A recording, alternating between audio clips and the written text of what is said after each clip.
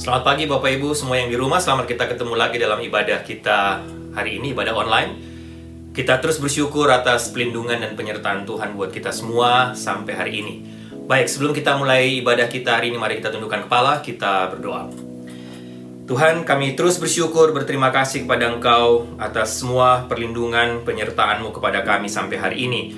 Di tengah semua masa-masa sulit ini, di tengah pandemik, di tengah COVID-19 yang menyebar di mana-mana, terima kasih Tuhan menjaga kami sampai detik ini, sampai hari ini. Kami bisa ada sebagaimana kami ada sekarang. Terima kasih Tuhan, kami juga bersyukur karena kami ada waktu kesempatan lagi hari ini untuk beribadah bersama-sama, untuk memuji dan menyembah-Mu, untuk mendengarkan suara-Mu melalui kebenaran firman Tuhan hari ini. Tuhan siapkan hati kami semua, hati kami masing-masing. Tuhan berkati yang akan memimpin pujian penyembahan, berkati Ibu Sarah yang akan menyampaikan firman Tuhan hari ini, supaya lewat pelayanan hari ini, kami semua diberkati oleh Tuhan, kami bisa menikmati pujian dan penyembahan, kami diberkati Tuhan, melalui tiap lagu yang kami nyanyikan, dan secara khusus kami diberkati, dikuatkan oleh Engkau lagi melalui kebenaran firman-Mu. Seluruh jalan ibadah hari ini, ibadah online kami pagi hari ini, mulai dari awal, pertengahan, hingga akhirnya, kami serahkan dalam tangan Tuhan. Dalam nama Tuhan Yesus kami berdoa. Amin. Baik Bapak Ibu, kita siapkan hati, kita mau memuji Tuhan, menyembah Tuhan bersama. Devia dan Kenneth akan memimpin kita dalam pujian penyembahan hari ini.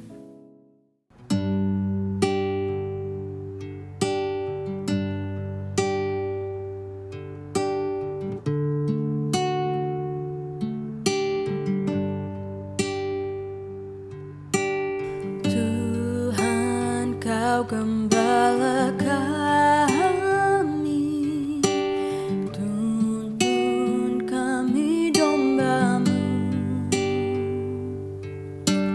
Berilah kami menikmati hikmat pengorbanan-Mu. Tuhan Yesus, Juru Selamat, kami ini milik-Mu. Tuhan Yesus, Juru Selamat, kami ini milik-Mu.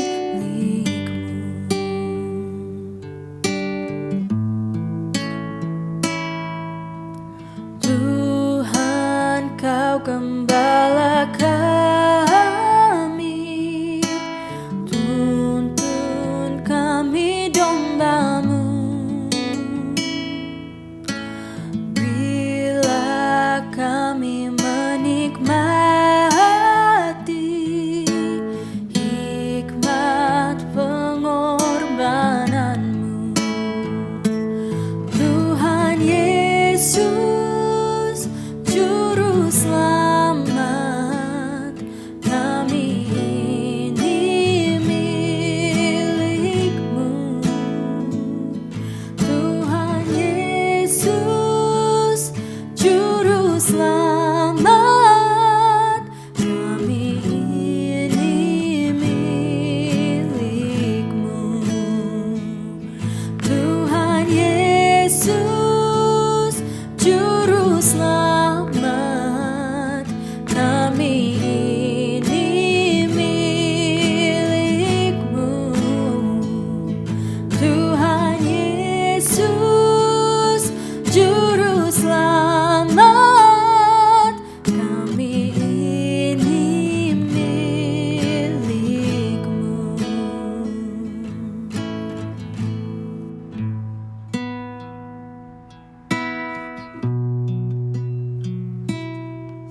Ketika ku hadapi kehidupan ini,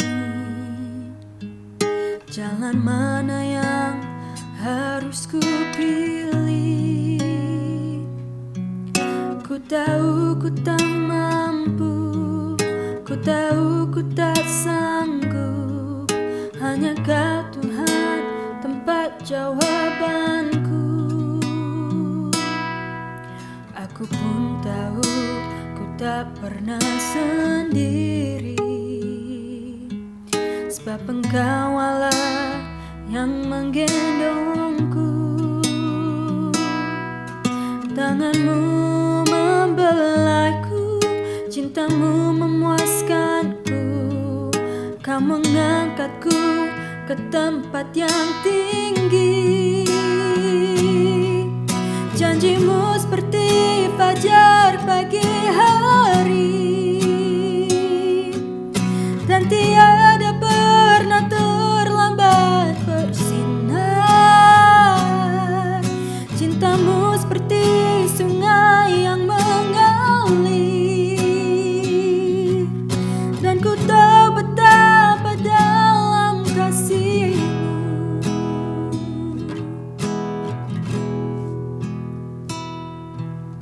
Ketika ku hadapi kehidupan ini, jalan mana yang harus ku pilih? Ku tahu ku tak mampu, ku tahu ku tak sanggup. Hanya Kau Tuhan tempat jawabanku. Aku pun tahu ku tak pernah sendiri, sebab Engkau Allah yang menggendongku. Tangan-Mu membelaiku, cinta-Mu memuaskanku. Kau mengangkatku ke tempat yang tinggi. Janji-Mu seperti fajar pagi hari, dan tiada pernah terlambat bersinar. Cinta-Mu seperti sungai yang mengalir, dan ku tahu betapa dalam kasih-Mu.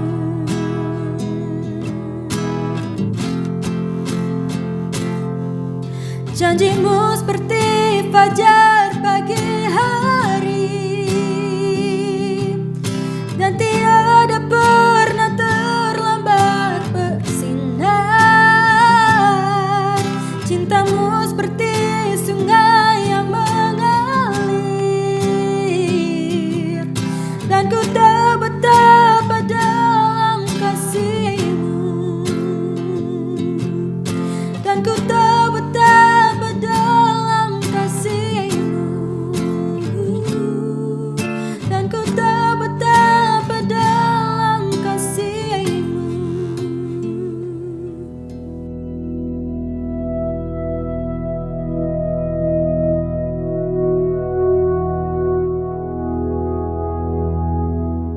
Salam Bapak Ibu, sangat senang kita bisa bertemu kembali dalam kebaktian NLCC Indonesia tanggal 30 Agustus, minggu terakhir di bulan Agustus.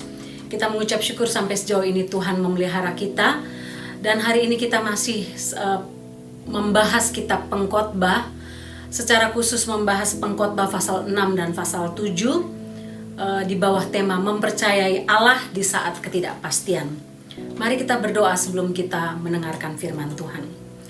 Bapa dalam surga, kami mengucap syukur karena Engkau memakai Salomo untuk menyampaikan kebenaran isi hati-Mu yang memberkati kami hingga pada saat ini. Kami berdoa supaya firman Tuhan hari ini memberkati kami, menguatkan kami di tengah-tengah semua ketidakpastian dunia yang sedang terjadi saat ini. Terima kasih Tuhan, berkata-katalah, bersabdalah karena kami siap untuk mendengarkan kebenaran firman-Mu. Amin. Bapak Ibu, mari kita baca Pengkhotbah pasal 6 ayat 10 dan Pengkhotbah pasal 7 ayat 13 dan 14. Demikian bunyi firman Tuhan. Pengkhotbah pasal 6 ayat 10, apapun yang ada sudah lama disebut namanya, dan sudah diketahui siapa manusia, yaitu bahwa ia tidak dapat mengadakan perkara dengan yang lebih kuat daripadanya. Pasal 7 ayat 13, perhatikanlah pekerjaan Allah. Siapakah dapat meluruskan apa yang telah dibengkokkannya? Ayat 14, pada hari mujur bergembiralah, tapi pada hari malang ingatlah, bahwa hari malang ini pun dijadikan Allah seperti juga hari mujur, supaya manusia tidak dapat menemukan sesuatu mengenai masa depannya. Bapak Ibu, kita dikejutkan dengan berita tanggal 4 Agustus lalu ketika terjadi ledakan besar di Beirut di Lebanon yang memakan banyak korban nyawa, lebih dari 150-200 nyawa dan lebih dari 50.000 orang yang cedera. Ledakan itu merupakan musibah yang benar-benar tidak terduga, Bapak Ibu. Karena Lebanon sudah mengalami masa krisis sejak tahun 2019 di mana mereka mengalami krisis ekonomi yang parah. Bank membatasi distribusi US dollar, mata uang mereka jatuh, dan banyak orang Lebanon mempersalahkan politik negara yang dianggap sangat korupsi. Korupsi merajalela di mana-mana dan itu menyebabkan keruntuhan ekonomi. Demo besar-besaran terjadi akhir tahun lalu sampai awal tahun ini, dan ditambah lagi dengan kasus corona yang meningkat dari hari ke hari. 5.000 infeksi, 65 kematian, 177 kasus dan seterusnya. Dan setelah berbulan-bulan mereka dipaksa tinggal di rumah tanpa bekerja, banyak orang menjadi homeless, tidak punya uang, yang terpaksa menjadi homeless dan mencari perlindungan dari antara teman atau saudara-saudara mereka. Ledakan besar tersebut menyebabkan pelabuhan utama mereka menjadi hancur, sehingga tidak ada bahan keluar masuk makanan. Persediaan gandum habis, yang diperkirakan hanya akan cukup untuk 1 bulan, kini akan habis sebelum 1 bulan. Inflasi mereka naik 85% dan pemerintah kehabisan mata uang di bank sentral. Warga negara biasa kehilangan pekerjaan, bahkan mereka yang memiliki pekerjaan pun tidak dapat menerima gaji penuh. Bapak Ibu, apa yang terjadi dengan Lebanon saya rasa tidak asing untuk semua negara lain sekarang, termasuk Amerika. Kita hidup di masa di mana tidak ada kepastian untuk hal apapun. Kita yang punya anak tidak tahu kapan mereka bisa sekolah kembali seperti normal. Kalau mereka tidak bisa sekolah, kita harus membantu mengajar mereka di rumah, khususnya orang tua yang masih punya anak-anak kecil. Kalau tidak, mereka harus menyediakan tutor dan harus membayar sendiri. Kita bahkan tidak tahu bagaimana dengan pekerjaan kita. Pekerjaan yang kita miliki sekarang apakah akan dapat kita miliki seterusnya atau tidak? Segala sesuatu dapat terjadi di tengah-tengah ketidakpastian dunia pada masa kini. Situasi politik yang benar-benar kacau, kekacauan rakyat di mana-mana, ancaman resesi ekonomi, food shortage, dan berbagai hal membuat kita hidup dalam kepanikan dan ketidakpastian dari hari ke hari. Bapak Ibu, saya kalau baca berita beberapa waktu lalu, San Francisco, banyak orang di San Francisco, bayangkan dengan biaya hidup yang tinggi, mereka memilih akhirnya untuk pindah ke tempat lain, ke Arizona, ke state lain yang lebih murah, karena biaya rent yang begitu mahal, karena bos mereka mengizinkan mereka bisa bekerja dari rumah. Di New York banyak orang pindah ke state lebih kecil, ke New Jersey, ke Pennsylvania, ke daerah lain, demi mengatasi rent yang sangat mahal. Walaupun pemilik rent katakan saya akan turunkan harga, tapi semua itu tidak dapat menahan orang dengan gejolak ekonomi yang luar biasa. Sekali lagi kita hidup dalam ketidakpastian. Gereja pun kita tidak tahu sampai kapan gereja akan bisa berbakti seperti biasa, seperti dulu lagi. Sehingga sangat mudah bagi orang percaya untuk bisa mempercayai Tuhan di tengah situasi yang aman, situasi yang terkontrol, situasi yang punya kepastian. Tapi sangat sulit mempercayai Allah pada saat-saat yang membingungkan dan tidak pasti seperti ini. Namun sebagai orang percaya, disinilah letak seni kehidupan kita. Bagaimana kita mampu untuk tetap mempercayai Allah di saat kita tidak punya kepastian akan masa depan. Bagaimana kita tetap mempercayai Allah sesuai nasihat Salomo 3.000 tahun yang lalu ketika dia menulis kitab Pengkhotbah ini. Saya mengucap syukur karena tiap-tiap tema membawa kita sesuai dengan apa yang terjadi sekarang dan bukan kebetulan. Kita sampai kepada Pengkhotbah pasal 6 dan pasal 7 yang mengajarkan kita bagaimana nasihat Salomo berdasarkan hikmat yang didapatnya dari Allah sendiri untuk bisa tetap mempercayai Allah di tengah-tengah ketidakpastian ini. Dalam 3 ayat ini paling tidak ada 3 hal yang Salomo berikan sebagai kunci untuk kita bisa bertahan hidup di tengah dunia ini, di tengah semua kepastian yang ada. Ada 3 hal yang saya ingin bagikan untuk kita, dan yang pertama adalah Salomo mengatakan dalam pasal 6 ayat 10 untuk kita harus tetap tunduk pada otoritas Allah.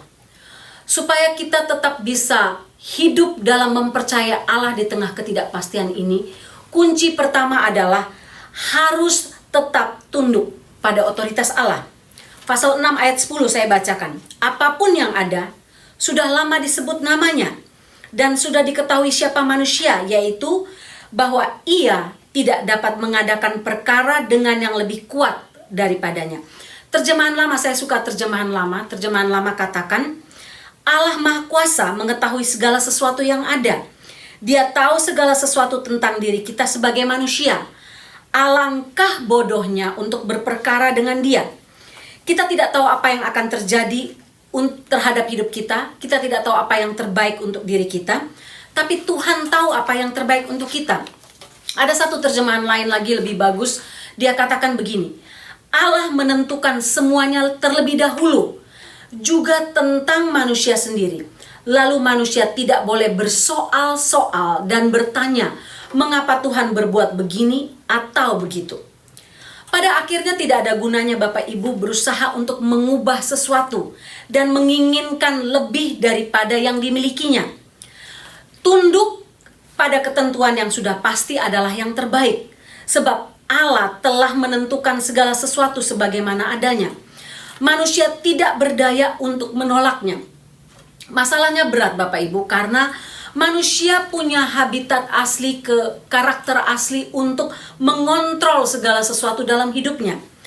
Bayangkan nasihat ini diberikan oleh Salomo 3000 tahun yang lalu ketika Salomo berada dalam posisi sebagai manusia terkaya di dunia. Pada waktu itu kekayaan Salomo diperkirakan 2 triliun US dollar. Bayangkan, bandingkan dengan Jeff Bezos, bosnya Amazon, yang termasuk salah satu orang terkaya di dunia, yang gak ada apa-apanya dibandingkan dengan kekayaan Salomo. Kesuksesan, ketenaran. Tapi Salomo mengatakan bahwa tidak ada yang pasti dalam dunia ini. Karena tidak ada yang pasti, satu hal yang harus dibuat sebagai orang percaya adalah tunduk di bawah otoritas Allah. Setelah mengalami asam garam kehidupan, Salomo menyadari bahwa bahkan tidak ada kepastian tentang hari kematiannya. Dalam pasal sebelum dan pasal sesudah ayat pasal 7, Salomo mengatakan bahwa kalau kita tunduk pada otoritas Allah, hal itu membawa damai dalam hidupnya, membuat hatinya menjadi tenang. Di masa mudanya Salomo hidup senang Bapak Ibu. Dari kecil dia hidup senang sebagai anak seorang raja. Dalam masa mudanya dia menjadi seorang raja besar yang kaya. Di masa tuanya dia terkenal dengan hikmatnya dan sebagainya. Tapi dia tetap menuliskan bagaimana dia mengkhawatirkan hari kematiannya. Karena itu dalam pasal ayat 1-4, pasal 7 ayat 1-4, Salomo menuliskan, nama harum lebih baik daripada minyak mahal. Hari kematian lebih baik daripada hari kelahiran. Pergi ke rumah duka lebih baik daripada ke rumah pesta. Bersedih lebih baik daripada tertawa, dan seterusnya. Salomo mengingat bahwa tidak ada kepastian tentang kematiannya sendiri. Kapan hari kematiannya? Kenapa hari kematiannya terjadi? Apa sebab kematiannya dan sebagainya? Apakah karena sakit penyakit? Apakah karena tua? Apakah karena dia ditembak mati? Apakah karena ada orang lain yang ingin merebut tahtanya seperti yang terjadi antara Daud dan Absalom, saudara tirinya? Karena itu di akhir perenungannya, Salomo memutuskan bahwa ketidakpastian tentang hari kematiannya yang mengganggu pikirannya tidak berguna sama sekali. Karena apapun yang terjadi atas hidup dia, atas hari kematian dia, Allah memegang otoritas. Karena itu Salomo memilih untuk tetap tunduk pada otoritas Allah. Karena pasal 6 ayat 10 mengatakan tidak ada gunanya berperkara dengan Allah. Tidak ada gunanya bersoal-soal dan bertanya mengapa begini, mengapa begitu. Karena Allah menentukan hari kematian, bahkan bagaimana kita mati. Tidak ada seorang pun tahu. Asalkan kita mau tunduk pada otoritas Allah. Oleh karena itu jangan membuang waktu dan tenaga kita untuk memikirkan tentang hari yang tidak pasti. Tapi tunduk pada otoritas Allah. Tunduk pada otoritas Allah tidak mengubah jalan hidup kita, Bapak Ibu. Sama sekali tidak mengubah jalan hidup kita. Tapi tunduk pada otoritas Allah memberikan rasa damai sejahtera di tengah-tengah ketidakpastian hidup dalam dunia ini. Hal lain yang penting sebagai aplikasi dari poin pertama ini adalah ketika kita memilih untuk tunduk pada otoritas Allah, kita harus belajar melepaskan keinginan kita untuk memegang kendali hidup kita. Seperti nasihat Salomo dalam pasal 7 ayat 13. Salomo katakan, perhatikan pekerjaan Allah. Siapakah dapat meluruskan apa yang telah dibengkokkannya? Artinya, kalau kita percaya akan otoritas Allah, tunduk di bawah otoritas itu, maka kita tahu bahwa kita bisa merancangkan jalan hidup kita. Tapi ingat, Tuhanlah yang menetapkan langkah hidup kita, seperti nasihat Salomo yang sama yang ditulis dalam Amsal 16 ayat 9. Dalam bahasa Indonesia sehari-hari dikatakan, manusia dapat membuat rencana, tetapi Allah yang menentukan jalan hidupnya. Ini tidak mudah sekali lagi Bapak Ibu, karena kecenderungan manusia adalah ingin mengatur jalan hidupnya dan tidak ingin tunduk pada otoritas Allah. Akan sangat sulit bagi kita untuk mempercayai Allah di tengah ketidakpastian, karena kita sudah terbiasa untuk ingin memegang kendali hidup, bahkan ingin mengatur Allah. Membuat rencana tidaklah salah, itu alkitabiah. Tapi perintah Tuhan adalah rencana kita tetap harus di bawah otoritas Allah. Jika Allah memutar jalan hidup kita, memutar rencana kita, satu saja yang harus kita buat, belajar tunduk dan taat kepadanya. Kita perlu belajar mundur dan melepaskan kendali agar Tuhan bisa bekerja dalam hidup kita sesuka hati Dia. Karena rencana Allah selalu lebih baik, lebih sempurna dari rencana manusia. Kadang-kadang rencana Tuhan itu nampak tidak menyenangkan dalam hidup kita Bapak Ibu. Bahkan dapat menyakitkan, bahkan tidak pasti. Tapi ujungnya selalu berbuah kebaikan. Ketika Tuhan meminta Abraham untuk meninggalkan Ur Kasdim, kampungnya, dan menuju kepada satu tempat yang tidak pasti, satu tempat yang tidak dikenal oleh Abraham sama sekali, Abraham untuk memilih taat. Pada waktu itu tidak ada Google untuk bisa cek, oh ini nama tempatnya, ini saya akan menuju ke sana.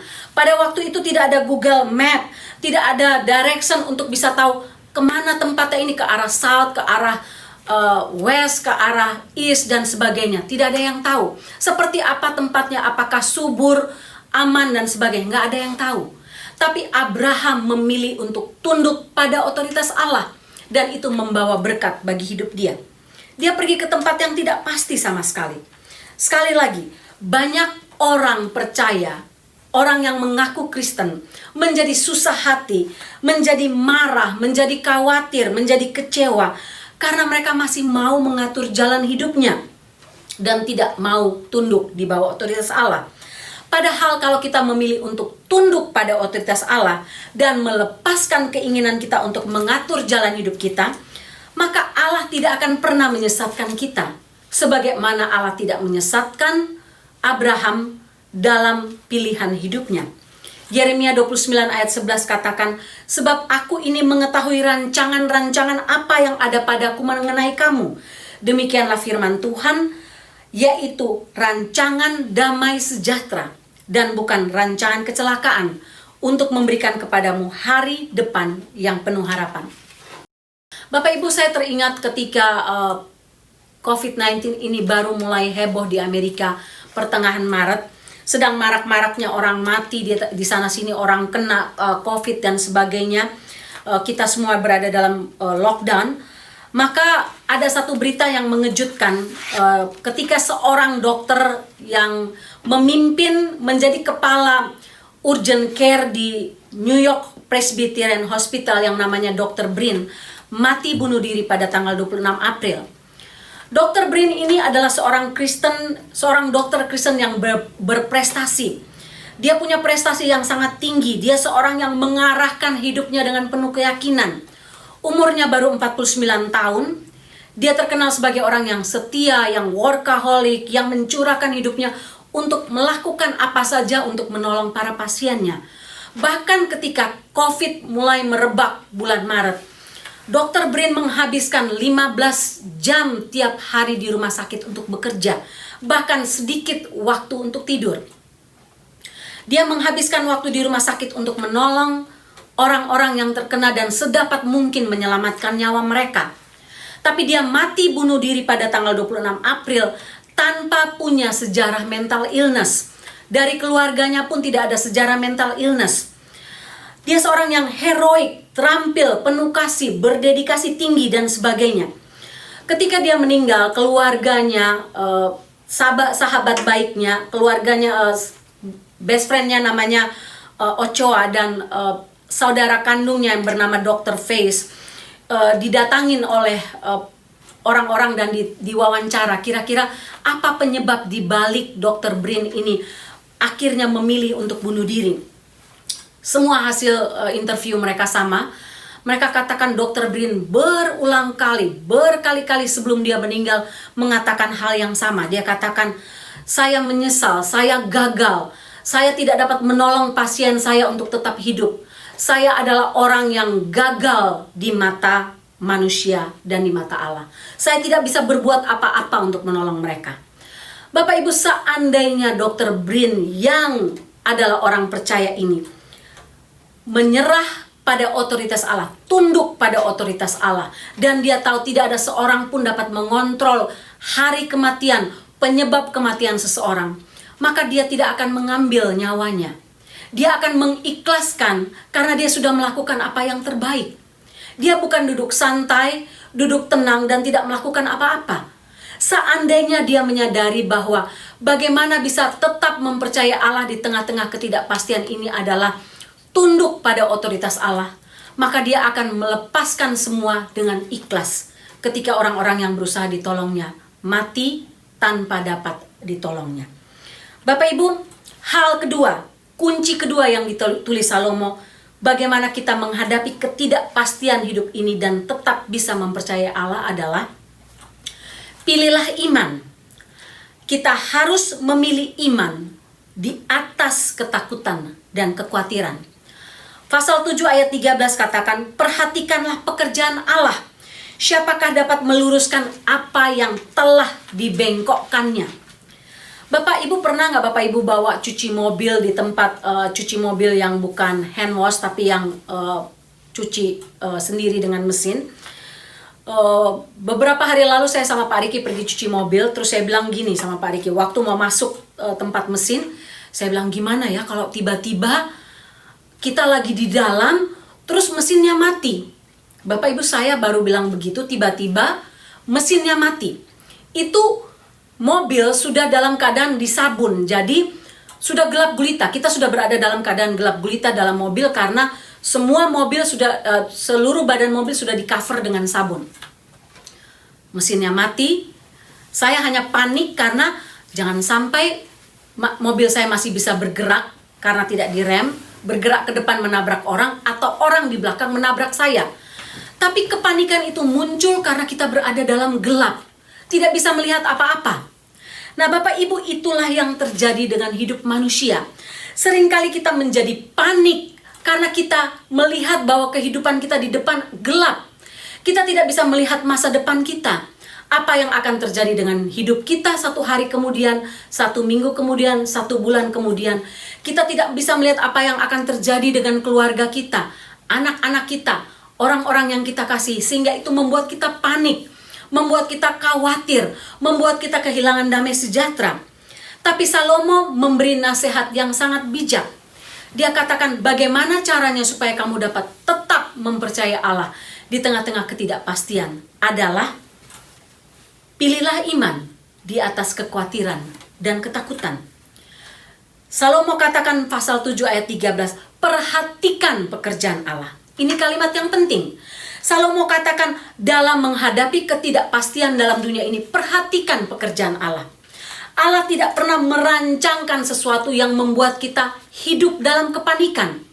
Allah tidak pernah merancangkan atau membuat pekerjaannya untuk membawa kita kepada kecelakaan, kepada mara bahaya. Ketakutan datang ketika norma kita diguncang, Kita tidak tahu apa yang akan terjadi selanjutnya. Ketakutan melumpuhkan kita. Tapi inilah yang Tuhan ingatkan kepada kita semua Bapak Ibu. Di tengah-tengah situasi yang benar-benar saat ini tidak punya kepastian apapun. Ingat, tempatkan iman di atas kekhawatiran dan ketakutan. Mengapa Salomo memilih untuk tidak khawatir, tapi memilih iman di atas kekhawatiran dan ketakutan?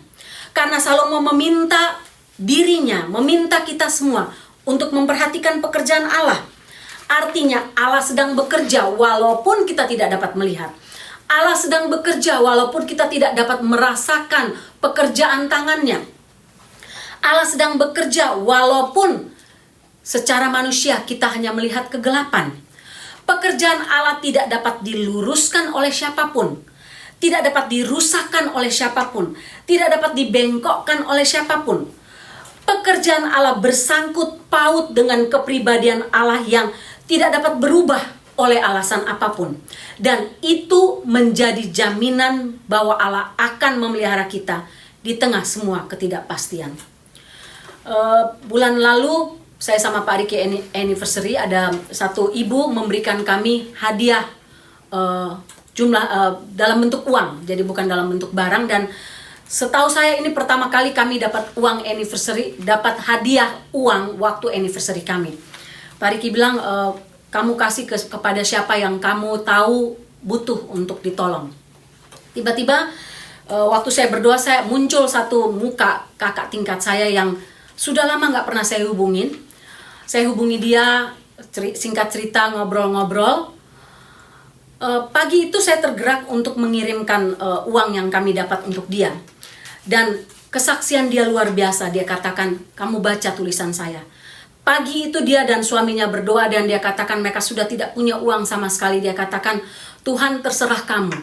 Terserah kamu, saya mau hidup bagaimana lagi.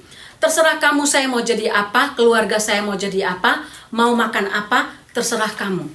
Saya sudah tidak tahu harus buat apa lagi. Jadi waktu berkat itu sampai ke tangan dia, dia bilang, saya benar-benar speechless. Saya nggak tahu kenapa Tuhan mengizinkan hal ini terjadi dan membuat saya sampai kepada titik terendah iman saya. Ketika saya menempatkan kekhawatiran, menempatkan kecemasan saya, ketakutan saya di atas iman saya. Saya benar-benar kehilangan iman dan tidak percaya lagi Tuhan pada waktu itu. Bapak Ibu kita, bukankah itu yang sering terjadi dalam kehidupan kita dalam bentuk apapun? Bukan saja secara finansial, mungkin secara kesehatan, mungkin masa depan kita dan sebagainya, mungkin pekerjaan kita. Seringkali kekhawatiran, kecemasan, ketakutan menempati hidup kita lebih daripada iman kita. Sehingga kita makin terperosok dalam jurang yang dalam. Kita lupa bahwa Allah tahu apa yang sedang terjadi. Allah tahu apa yang tidak kita ketahui. Yang kita lihat hanyalah kekacauan dan kegelapan. Tapi Tuhan dapat melihat ke ujung jalan sana ketika badai itu sudah berhenti. Karena itu jangan membiarkan kekhawatiran dan ketakutan menguasai hidup kita. Tapi biarkan iman kita bertumbuh di tengah-tengah semua ketidakpastian yang sedang terjadi saat ini. Salomo menasihatkan hal ini sesuai dengan nasihat ayahnya Daud yang ditulis dalam Mazmur 23 ayat 4. Ayat yang terkenal. Sekalipun aku berjalan dalam lembah kegelapan, aku tidak takut bahaya, sebab Engkau menyertai aku. Engkau melindungi aku seperti seorang gembala melindungi dombanya dengan tongkat dan gada. Dan nasihat ini menjadi nasihat untuk kita semua pada masa sekarang. Yang ketiga, yang terakhir. Bagaimana Salomo menasehatkan kita sesuai dengan hikmat Allah untuk tetap mempercayai Allah di tengah ketidakpastian. Yang ketiga adalah tetap bekerja sambil menanti waktu Tuhan menjawab pergumulan kita dan ketidakpastian kita. Pasal 7 ayat 14 katakan, pada hari mujur bergembiralah, pada hari malang ingatlah bahwa hari malang dijadikan Allah sama seperti hari mujur, supaya manusia tidak dapat menemukan sesuatu mengenai masa depannya. Bapak Ibu, ini mungkin salah satu hal tersulit untuk dilakukan. Bagaimana ketika dalam situasi ketidakpastian kita tetap bisa bekerja dengan tekun sambil menantikan jawaban Allah. Karena sebagai manusia kita ingin semuanya instan. Kita ingin persoalan hidup kita, ketidakpastian kita, mendapatkan kepastian sesegera mungkin. Itulah manusia. Tapi Tuhan memerintahkan melalui Salomo untuk saat kita menunggu Tuhan menjawab doa kita, tetap kerjakan hal yang harus kita kerjakan. Pada hari mujur, bergembiralah. Pada hari malang, ingatlah bahwa Tuhan yang menjadikan hari malang seperti hari mujur. Artinya apa Bapak Ibu? Artinya kita tidak bisa berhenti bekerja, tidak bisa berhenti melayani, tidak bisa berhenti beraktivitas. Karena hidup kita sedang dalam ketidakpastian, tidak bisa. Tuhan mau kita tetap beraktivitas, melayani, bekerja, menolong orang lain, melakukan semua hal yang Tuhan perintahkan. Dan bukan hanya duduk menunggu Tuhan mengubah masalah hidup kita, atau Tuhan mengubah ketidakpastian menjadi kepastian. Saya ingat 2 contoh dari Alkitab yang nyata adalah kisah tentang Abraham dan Rut. Ketika Abraham menantikan janji Tuhan untuk memberikan anak bagi dia, untuk menjadi keturunan yang banyaknya seperti bintang di langit dan pasir di laut, Abraham tetap melakukan aktivitas seperti biasa. Ada hari mujur, ada hari malang. Abraham tetap melakukan aktivitas untuk hal-hal yang seharusnya dilakukan tiap-tiap hari dengan tidak kehilangan iman. Ruth seorang tokoh wanita yang sangat beriman. Ketika suaminya meninggal, ia berantau bersama mertuanya, pulang ke kampung mertuanya dalam ketidakpastian. Tapi ketika ia sampai ke Israel, ia memilih untuk bekerja mencari nafkah dan tidak duduk menunggu ketidakpastian berubah menjadi kepastian. Ruth pergi ke ladang Boas. Di sanalah dia bertemu dengan suaminya yang bernama Boas, seorang yang kaya, seorang yang menjadi penebus bagi dia, seorang yang dinikahinya, menyelamatkan dia, dan kemudian dari keturunan mereka lahirlah Sang Juru Selamat, lahirlah Mesias. Ketika saya menyampaikan seminar tentang rapture, banyak orang katakan, oh kalau begitu Bu Sarah, kita nggak perlu bekerja lagi, kita nggak perlu melayani lagi, kita nggak perlu buat apa-apa lagi. Salah besar Bapak Ibu. Ketika kita menunggu hari besar itu datang, Tuhan mau kita untuk tetap bekerja, melayani sebagai student, tetap belajar dengan keras, dengan giat, dengan tekun. Apapun aktivitas kita harus lakukan tiap-tiap hari dengan keyakinan bahwa Tuhan akan mengubah ketidakpastian menjadi kepastian pada saat yang tepat. Tidak ada seorang pun yang tahu apa yang akan terjadi di hari esok hidupnya, di minggu depan hidupnya, di bulan depan hidupnya. Tidak ada yang tahu Bapak Ibu. Tapi kita bersyukur bahwa kita punya Allah yang memegang masa depan, Allah yang mengatur masa depan, Allah yang membiarkan semuanya terjadi, mengizinkan semua terjadi untuk kebaikan kita. Kita mengucap syukur karena kita punya Allah yang penuh dengan kepastian, yang tahu apa yang akan terjadi di ujung jalan sana. Bapak Ibu, saya nggak tahu dengan apa yang Bapak Ibu sedang alami sekarang. Ketidakpastian apa yang membuat kita ketakutan, membuat kita worry, membuat kita cemas, membuat kita panik, membuat kita marah, kecewa dan sebagainya. Bahkan mungkin kehilangan iman kita. Tapi saya berdoa supaya firman Tuhan hari ini menjadi jawaban atas pergumulan kita. Mari kita berdoa. Bapa dalam surga, kami tahu ada begitu banyak ketidakpastian dalam hidup kami saat ini. Ada begitu banyak ketidakpastian terhadap masa depan kami, masa depan keluarga kami, masa depan bangsa ini. Kami tidak tahu Tuhan karena semua benar-benar dalam ketidakpastian. Tapi kami mengucap syukur karena Engkau memberikan pengkhotbah yang sudah ditulis ribuan tahun yang lalu untuk memberi kami keyakinan, kunci kehidupan untuk tetap tunduk pada otoritas-Mu. Sehingga kami hidup berjalan dalam rasa damai karena kami tahu Engkau mengatur segala sesuatu. Kami mengucap syukur Tuhan karena Engkau menolong kami untuk terus belajar tiap-tiap hari, menempatkan iman kami di atas kekhawatiran kami. Bahkan untuk tetap bekerja sambil menanti Tuhan mengubah ketidakpastian menjadi kepastian. Kami mengucap syukur karena kami punya Allah yang pasti, Allah yang memegang jalan hidup kami, mengatur jalan hidup kami, memegang masa depan kami dengan cara yang ajaib. Terima kasih Tuhan. Hamba berdoa untuk tiap Bapak Ibu yang sedang bergumul saat ini, yang sedang hidup dalam ketakutan, kepanikan. Hamba berdoa dalam nama Tuhan Yesus, Tuhan lepaskan kekhawatiran mereka, kepanikan mereka, gantikan dengan damai sejahtera yang melampaui segala akal, karena kami belajar untuk tunduk pada otoritas Allah. Terima kasih Tuhan, kami mengasihi Engkau, terpujilah namamu dalam nama Tuhan Yesus. Amin. Baik, Bapak Ibu, doa saya kita semua diberkati dan mendapatkan kekuatan lagi melalui kebenaran firman Tuhan hari ini yang disampaikan oleh Ibu Sarah. Baik, sebelum saya tutup dalam doa berkat, ada beberapa pengumuman. Yang pertama, seperti biasa, selamat ulang tahun yang berulang tahun dalam minggu ini. Tanggal 24 Agustus, Bu Fitri Muaya. Tanggal 26 Agustus, Devia Lomban. Dan tanggal 29 Agustus, Ibu Ina Tarigan.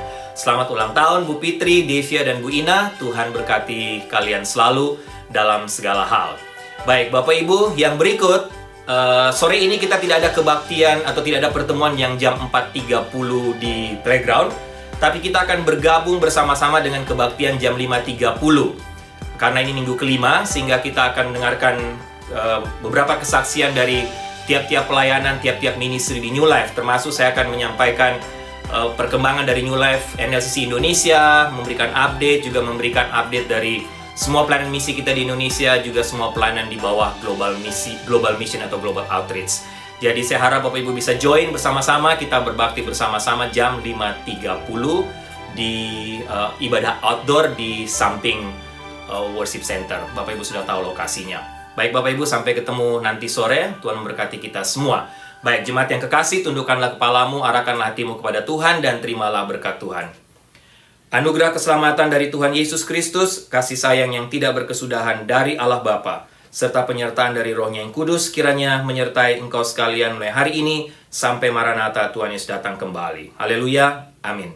Janjimu seperti fajar pagi hari, dan tiada pernah terlambat bersinar. Cintamu seperti sungai yang mengalir, dan ku tahu betapa dalam kasih-Mu.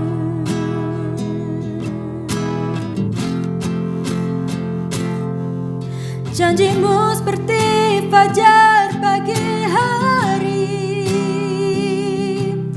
dan tiada pernah terlambat bersinar. Cintamu seperti